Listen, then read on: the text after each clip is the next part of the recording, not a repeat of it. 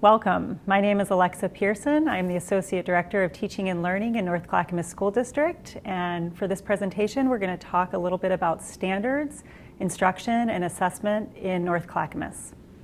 So first, our objectives for this presentation are to review the standards and assessment in public education. We're also going to look how mathematics and English language arts looks in today's North Clackamas classrooms. And then we're going to become familiar with the new assessment system. Oregon has a new assessment system, and we're going to talk a little bit about that today as well. So first, let's start with standards. Oregon has had standards since 1991, so our teachers are very familiar with state standards. And we have state standards in all content areas, but the standards we're going to be talking about today are the ones in English language arts and mathematics. And those ones are the Common Core state standards. Those were adopted in Oregon in 2010. And one important thing to note is standards kind of give us a roadmap. They tell us what students are expected to know and be able to do, but they don't necessarily tell us how teachers are going to teach that content. And so teachers still have a lot of freedom in what that instruction looks like in their classroom and the materials they choose to use. But the standards do tell us what we expect students to know and be able to do at the end of a grade level. So what are Common Core state standards? These are a set of shared learning experience expectations for students starting in grade kindergarten all the way up through grade 12. One of the differences in these new standards is that they really were designed to be relevant and applicable to real-world situations. One of the other pieces of this, the design of these standards, were that they were really designed for college and career readiness. And we're going to dig into that a little bit more in a minute. From a teacher's perspective, the Common Core standards, they provide some consistency so that we know that all third graders in the state of Oregon are learning the same standards in math and in reading and in writing. And so that provides some consistency for teachers in our classrooms. And the nice thing also is that the alignment of the standards, they really do provide some coherence. And so it's kind of a stair-stepping process from kindergarten through grade 12 of how these standards connect and align. We call that a lot in educational jargon, we call it vertical alignment. And so our teachers appreciate that they know what's happening in the grade level before, and they can look forward to see what's happening in the grade level afterwards. Another piece of the standards that is a shift for us is the rigor. The rigor has increased, and part of that was based on research that was done in college, what skills are needed for college and careers. And the rigor is really focused not so much on tasks being harder, but really getting our kids to think critically and just their thinking and their manipulation of content, that has really risen in the last several years. So I spoke a little bit about college and career readiness before, and one of the things that I found really fascinating about how they built these standards is the standards were designed by doing some interviews with careers. In job-related interviews, they also looked at colleges and what were the skills that students needed as they entered into a four-year college, a two-year college. They interviewed businesses to find out what are the skills that are really necessary in today's workforce. And then they built the standards backwards, starting with those skills all the way down to kindergarten. And so that's how the standards were built. Again, college does not just mean a four-year degree. It means many things. And so it just means we want our graduates of North Clackamas School District to be prepared for whatever they decide to do after their 12th grade year, after they graduate from high school. We want them to be able to be prepared for the next steps, and that may be a two-year college, it may be a four-year college, it may be entering the job force, it may be the military. But we know that our students leaving our system are prepared for whatever comes next.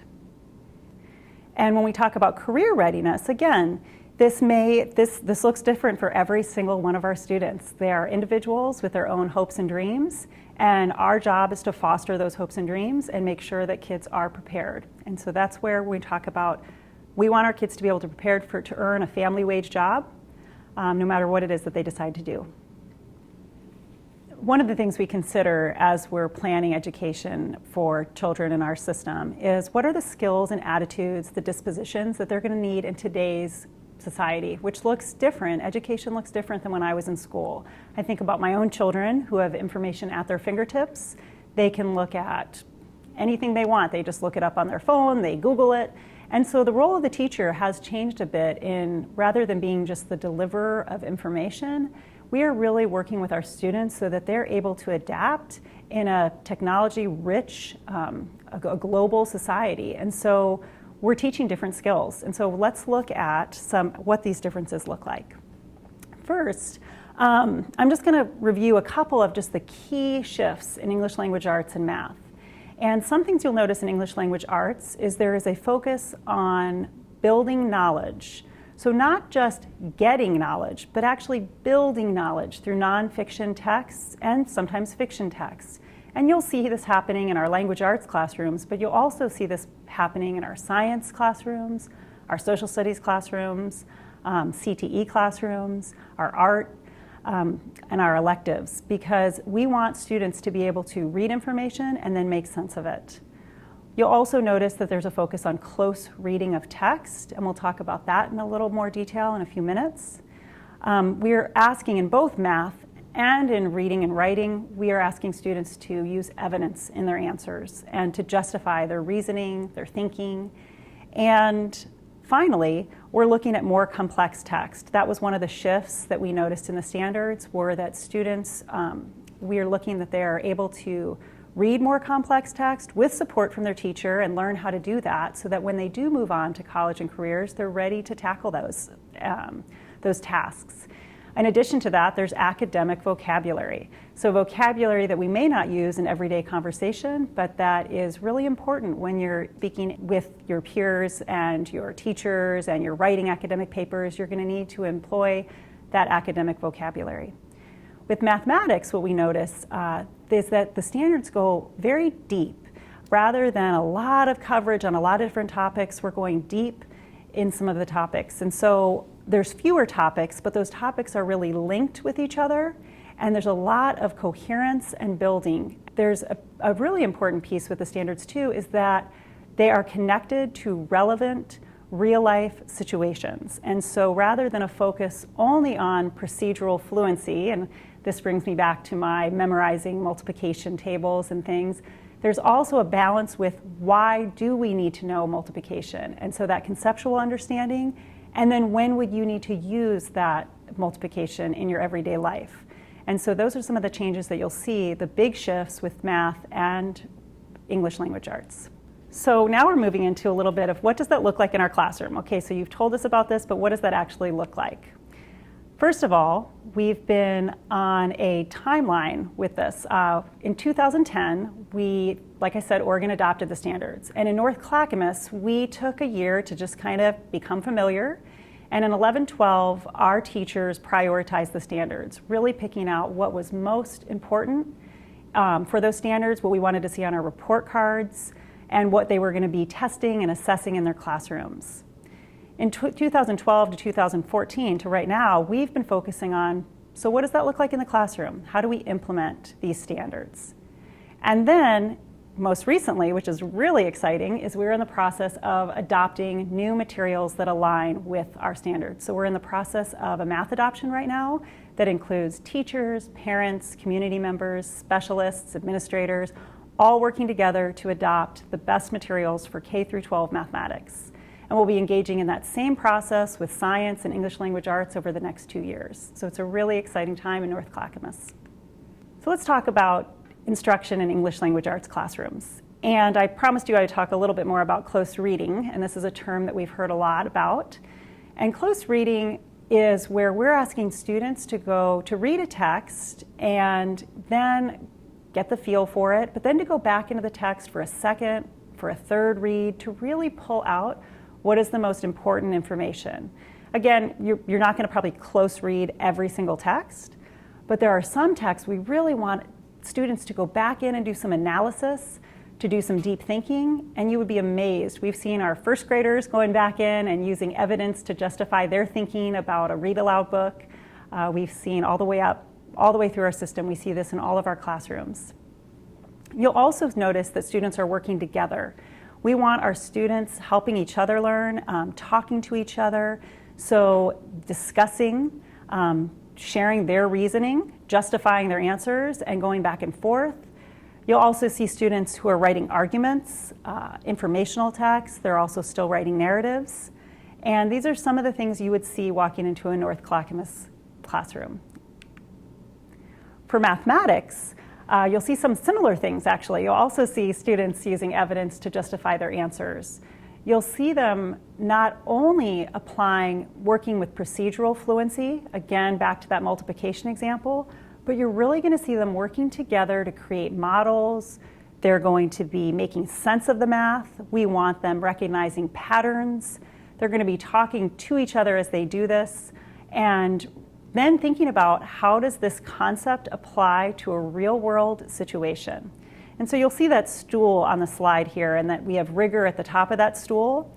And again, I think back to my education in math, and there was a huge focus on procedures, and that really was the one leg of the stool.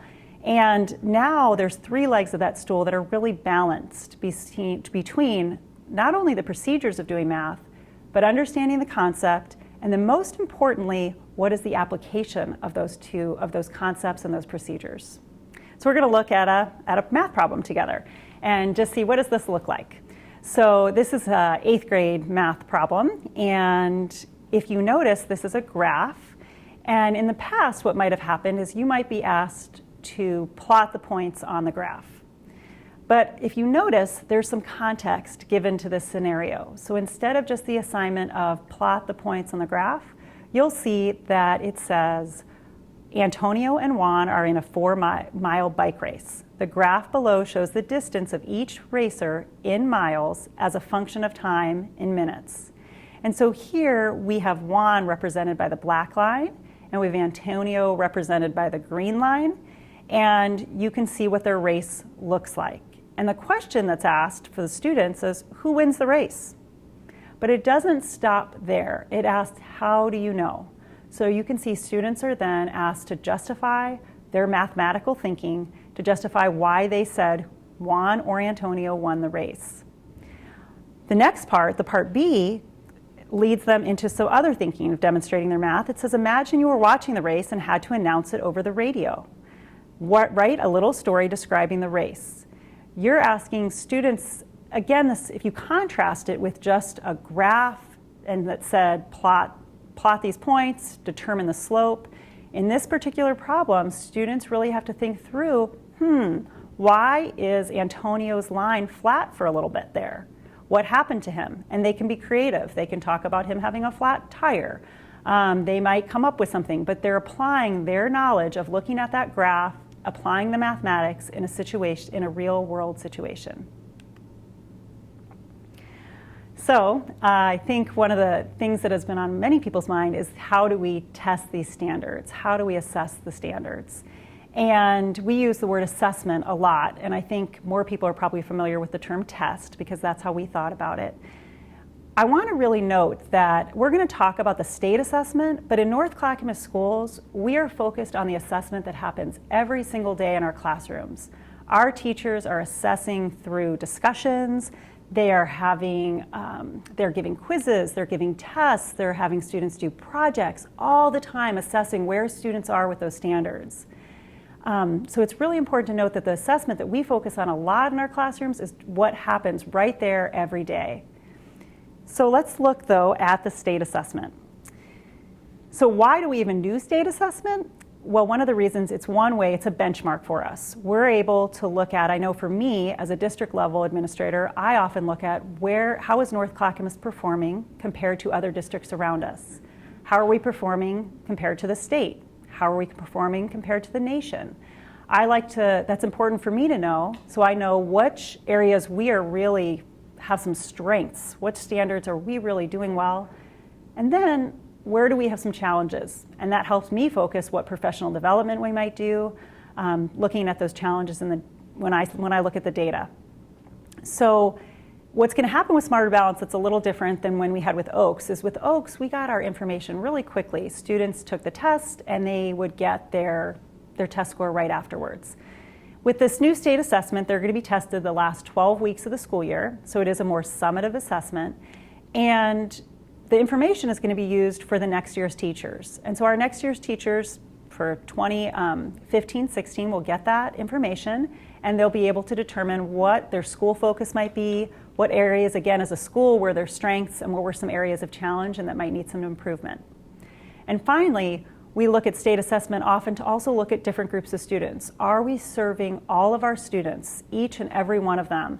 And so we might look at trend data for different groups of students so that we really are holding ourselves accountable to meeting the needs of every single child. So you may have heard about this assessment. It's called the Smarter Balanced Assessment. The term we use a lot is SBAC, and you'll hear teachers and administrators in schools using the term SBAC. And that acronym comes from Smarter Balanced Assessment Consortium. And it was a consortium of states that came together to create an assessment that would be able to assess these new standards. And again, because the standards are more rigorous, the test is a little more rigorous, and it's asking students to demonstrate information in different ways than we did in Oaks. So again, I talked to you a little bit about that this happens the last 12 weeks of school. The grades that'll be tested, we start testing in 3rd grade, and we test 3rd grade through 8th grade in both language arts and math. And then there's one time in high school where we test, and that's in 11th grade. So you may be wondering, what tests are my child taking this year? And where we used to test in Oaks reading and writing, that would be Smarter Balanced, again, grade starting in grade 3. We are still continuing with the Oaks. The Oaks stands for the Oregon Assessment of Knowledge and Skills, and that we are still testing in certain grades for science and social studies. We have extended assessment for students who are certain students in special education who need an extended assessment. We also have ELPA for our English language learners, and then we have the kindergarten assessment for all of our kindergartners that we do in the fall. So let's talk about how this new test is different. First of all, there's 3 types of questions that students will encounter on the Smarter Balanced Assessment.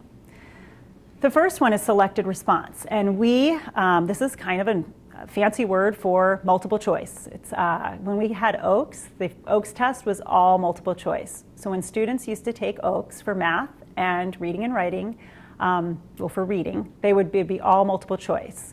The writing test would be an open-ended prompt, and students would respond to it. This has changed, and we still will have some multiple choice questions on the Smarter Balanced, but it doesn't end there. There are 2 different ways we're also going to assess learning. One of them is through constructed response. Again, another fancy word for fill in the blank or short answer, where students are going to have to provide a short answer and explain their thinking. They may have to drag and drop some text. They may have to draw something if it's in math. But it's different than just selecting an A, B, C, or D. So I think one of the biggest differences with the performance task, that's something that you'll notice, is that with the performance task, we're asking students to synthesize information from a variety of sources. And it's usually a task that's going to take them, it may take them a class period or 2 to finish up. And we'll talk about that in a little more depth in a minute here. So let's start with, I figure most of you are familiar with multiple choice, so I'm not going to spend a ton of time there, but I am going to move into the constructive response because I want you to understand that a little better, and I'll show you a couple examples. But it requires an active response from a student. So again, they're not just selecting a letter, but they really are responding either in writing to a prompt or they're manipulating information in some manner. So here's some examples. The ones I picked over here, you can look at one. There's some language arts, 2 from language arts and 1 from math. But I tried to pull out some of the words you might see in a constructive response. So again, explain what invasive plants are and why we should be concerned about them. So if you think about the word explain, it would be really hard to measure that with a multiple choice answer. So that's why we're asking students to be able to explain their thinking in writing. And then it tells them to use details from the support sources to support their answer. So they will be provided with sources. It might be a graph, it might be a short piece of nonfiction text about invasive plants. And then they're going to have to read through that and be able to explain, and then use information from that text to explain their answer. Another one that says, what do you think is the most important thing to do to keep your teeth healthy? use details from the sources to support your answer. So they'll be reading a piece about teeth and, again, supporting their answers. And if you look at math, you'll see some of the same language. Liam is making lemonade. He needs 16 ounces of lemon juice. He has 10 lemons. And then at the end of that problem, it's explain how you know. So we're asking kids to think through a problem. We're asking them to explain their thinking. And these types of responses will be scored by a human being. They will not be computer scored like the multiple choice. If you notice, all three of these questions all apply to real life situations that a student might encounter. So now let's dive into the performance task. You'll see I have two images here. The first image is of a teacher working with a group of students. And the reason I chose that image is because part of the performance task is a classroom activity. And this is a classroom activity that happens the day before the performance task. And in that classroom activity, the teacher is given a script and they're trying to build some knowledge about whatever that performance task topic is going to be about. So I'll give an example. In the 5th grade practice test, there's an example of community gardens. And students have to, the performance task asks them to design some plots in a garden. But if a student has never gardened or never heard about gardening, the classroom activity gives them an opportunity to build some knowledge about gardening, about different types of vegetables you might plant. And this way, it prevents a student from not being able, if a student doesn't know about community gardens, we don't want them to prevent them from demonstrating their math skills. And so that classroom activity is really meant to build some background knowledge for our students before they get into the actual task. The performance task itself, and you'll see there's that slide of a funnel with the 3 arrows going into that funnel, and then you see that kind of all coming out into a pen. But students are going to be taking, for language arts, for example, they'll read 2 to 3 text. If they're an 11th grader, they'll probably read 3 to 4 texts. It may be a graph, it may be a chart, they may have, it may be a primary source document. But they're going to read those and they're going to answer several questions, usually 3 or 4 questions about those 3 pieces of text or those sources that they get the information from. And they're going to have to be able to synthesize that information and apply it by answering the questions in the performance task. For math, it would be something similar where it gives them a context, it gives them a scenario, and they have to be able to synthesize that information and show their mathematic thinking in that task. This is what replaces some of our writing. We used to do a writing test in 4th and 7th and 11th grade, and this is where students will, in language arts, will write an essay. They'll write a informational text, they'll write an argument, or they may write a narrative depending on their grade level. They will not write all 3, they'll get assigned 1, and they'll write to that task, and again, that's all part of the performance task. Some of you with high school students may be thinking, okay, what does this mean for my students' high school graduation? And it's very similar to where we were in the last several years. In order to graduate from schools in Oregon, students need to meet their credit requirements as well as demonstrate essential skills. We want to make sure that every graduate that walks through our doors, walks across our stage, that they are able to demonstrate that they can read at a certain level, write at a certain level, and demonstrate mathematical thinking at a certain level. And so what we do is when students don't meet on the OAKS test, they had the opportunity to either use their ACT scores or SAT scores or PSAT scores or some other assessment scores to show that they have an understanding and are able to demonstrate their knowledge in those 3 areas. We also have work samples that we've created in North Clackamas that students can also use. These are called essential skill work samples. And by the time a student graduates, they need to have, if they didn't pass OAKS, or now it's going to be Smart or Balanced, if they don't meet, then they would have to demonstrate in these other areas. They would have to try a different way to show their understanding. Right now, the Oregon Department of Education is in the process of looking for what that OAKS score was and aligning it to where they would perform, where that same score would be on Smart or Balanced. So they're in the process of setting those scores, and we'll know more about that information. We'll know more about that soon. but it is very similar to where we've been in the past. Some students have different needs as they're taking an assessment, and so there are some individualized supports available. And depending on the needs of each and every student, we teachers are very in tune and are specialists for what kids need to do their best. And so you'll hear them talking about universal tools, and these are tools that are available to every student that takes the test. So one example is that students have a tool during their full write, when they write their essay, they have access to spell check. And that is a tool that every student gets just when they take the test. There are some tools that are designated supports, and this means where a student may need a separate test setting, they may need a certain support that may not be needed by every single person.